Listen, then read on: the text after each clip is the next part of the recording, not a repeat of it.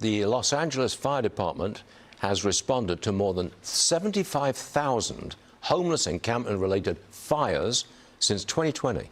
They say the call volume and the understaffing have slowed their response times. That's understandable.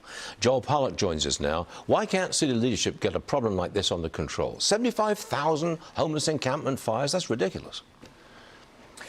Well, there are two problems here, and they are related. One problem is obviously the homeless problem, and the other problem is the understaffing and under-equipment of our fire department. And in the crucial year before the Palisades fire, Los Angeles spent $900 million, roughly, on homelessness, while only $800 million, thereabouts, on the fire department. And then you learn that something like 1/3 of all the fire calls in LA have to do with fires set by or that started in homeless encampments. And so what's happened is the homeless problem has become so big, it has started to take over the rest of Los Angeles. It is literally devouring the city. Well, what are they going to do about it? I mean, that's an impossible situation. Well, the approach that they've taken so far, they call housing first. And the problem with housing first is that simply putting someone inside four walls doesn't solve the problem. Often people who are put into hotels and motels simply leave.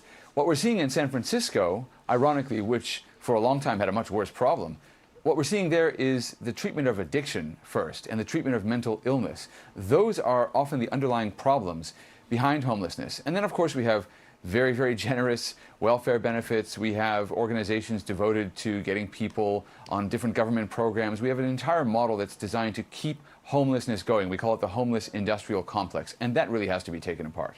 Really? San Francisco reportedly still hasn't recovered from the pandemic exodus. What will it take to bring people back to San Francisco?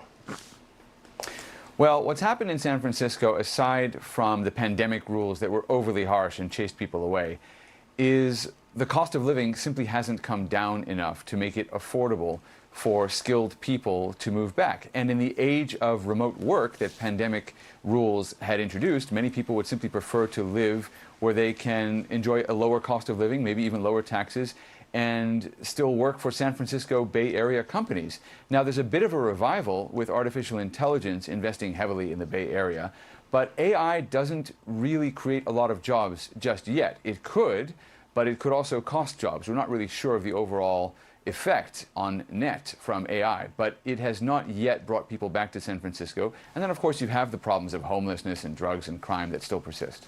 I got one more for you, Joel. The Strokes, that's a band. They aired an anti-Israel video during their set at the Coachella concert over the weekend. A New California Post op-ed says this terror disgraces victims of Nova. That was the concert that Hamas attacked on October 7th. Tell me more, please, Joel. Well, they showed an anti-Israel video behind themselves on stage as they performed their set. And of course, the irony, very cruel irony, is that nearly 400 Israelis were murdered by Hamas terrorists on October 7th, 2023, at exactly the same kind of music festival, at the Nova Music Festival in southern Israel. And it's just striking that a band performing at a festival in the desert in California would have no sympathy whatsoever for what caused the violence in the Middle East, which was an attack on a very similar music festival in Israel. And you really have to be careful when you're getting into politics. There are no simple pictures of the Middle East, and I think the band did themselves a disservice, and they insulted the victims of terror. Joel Pollak, thank you very much for joining us. We will see you again.